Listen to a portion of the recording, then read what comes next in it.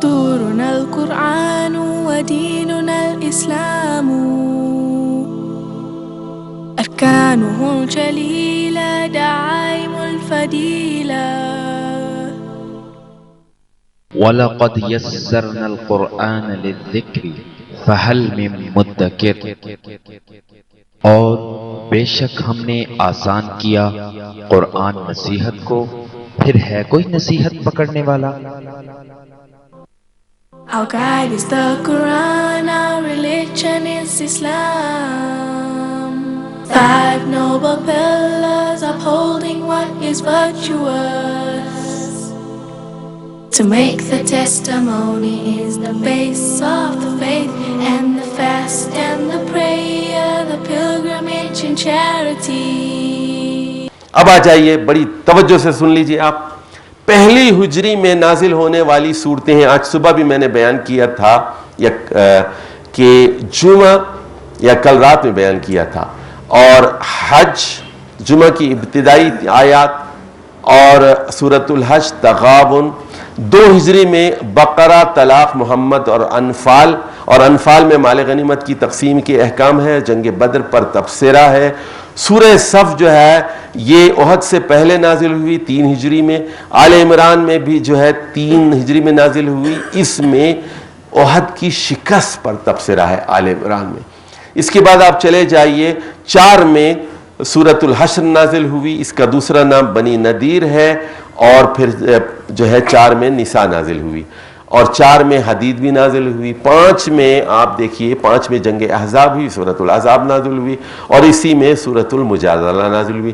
6 میں 2 صورتیں نازل ہوئی، المنافقون، اور یہ غزوہ بنی المصطلق سے واپسی پر نازل ہوئی. اور اس کے بعد منافقون کے بعد سورۃ النور، یہ بھی 6 ہجری میں نازل ہوئی.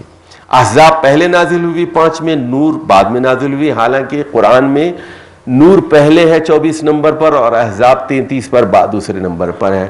اس کے بعد آپ دیکھیے 7 ہجری میں سورۃ الفتح، یعنی بالکل 6 کے آخر میں، صلح حدیبیہ کے بعد واپسی پر، اور آپ کو پتہ ہے. اور سورہ جمعہ کا جو ہے اس کا ابتدائی آیات 1 سے 9 تک یہ جنگ خیبر کے بعد نازل ہوئی ہے. تحریم اور ممتحنہ 8 ہجری میں، حجرات جو ہے 9 ہجری میں، توبہ بھی 9 ہجری میں نازل ہوئی ہے. جنگ تبوک 9 ہجری میں ہوئی تھی، رجب. تو یہ چیزیں آپ کو، اگر آپ قرآن کے سنجیدہ طالب علم ہیں تو سیرت النبی آپ کو زبانی یاد ہو.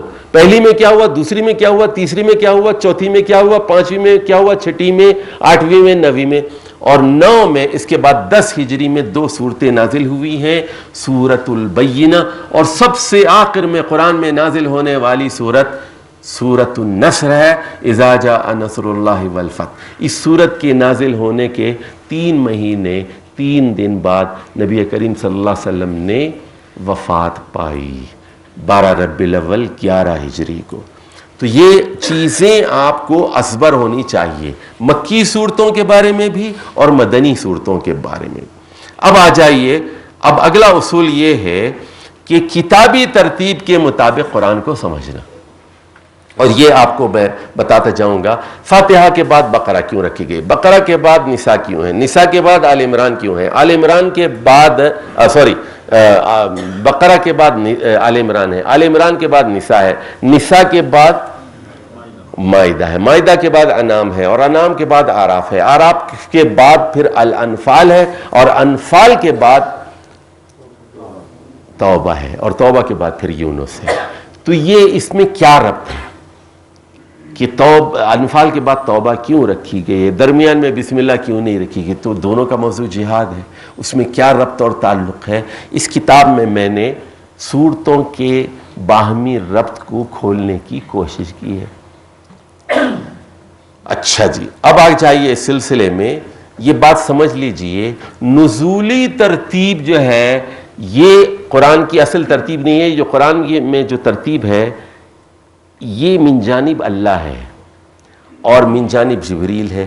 نبی کریم صلی اللہ علیہ وسلم اپنے کاتبوں کو جب قرآن لکھواتے تھے وہ بتا دیتے تھے کہ اس کو اس کے بعد میں رکھو، اس کو اس سے پہلے رکھو، یہ آیت یہاں ڈالو، اس کو یہاں ڈالو۔ تو یہ بھی وحی کی روشنی میں توقیفی ہیں، غیر اجتہادی ہیں یہ چیزیں۔ اچھا، اب ایک اور چیز ذرا ذہن میں رکھ لیجئے، یہ جو قرآن کی کتابی ترتیب ہے اس میں مکی اور مدنی کا ایک حسین و جمیل امتزاج ہے۔ فاتحہ مکی ہے، 4 صورتیں اس کے بعد مدنی ہیں، پھر 2 صورتیں انفال اور توبہ، یہ کیا ہیں؟ یہ پھر مدنی آگے، یعنی اور درمیان میں انعام اور اعراف مکی ہے۔ 4 مدنی کے بعد 2 مکی، 2 مکی کے بعد پھر 2 مدنی، 2 مدنی کے بعد پھر سلسلہ شروع ہو جاتا ہے مکی کا۔ تو اس کے اندر بھی ایک حکمت پوشیدہ ہے، اس کو ڈھونڈنا، اس کا سراغ لگانا یہ قرآن فہمی کے لیے بہت ضروری ہے۔ سورتوں کے نام جو ہیں کچھ نبی کریم صلی اللہ علیہ وسلم نے رکھے ہیں، کچھ بعد میں صحابہ اور تابعین نے، کچھ اور بعد میں علماء نے رکھے ہیں، اور یہ اللہ کی طرف سے نہیں ہے سورتوں کے نام، یہ توقیفی نہیں، اور بعض سورتوں کے ایک سے زیادہ نام ہیں، جیسے حامیم سجدہ کا دوسرا نام سورۃ فصلت ہے، اور اسی طرح کل رات میں نے بتایا تھا سورہ محمد کا دوسرا نام سورۃ القتال ہے، اور اسی طرح سورۃ النصر کا دوسرا نام سورۃ التودیع ہے، اور اسی طرح سورہ توبہ کا دوسرا نام سورۃ البراءت ہے، اور اب تبت یدا ابی لہب کا دوسرا نام جو ہے سورۃ المسد ہے۔ تو اس طرح بے شمار نام ہیں۔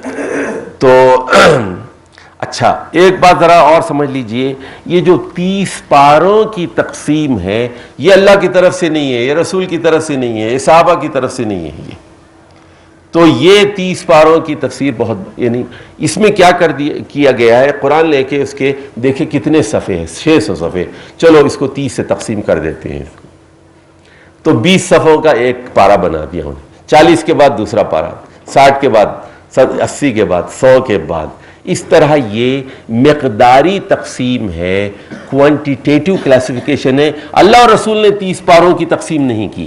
تقسیم کون سی ہے؟ وہ صورتوں کی تقسیم ہے۔ قرآن کے کتنے حصے ہیں؟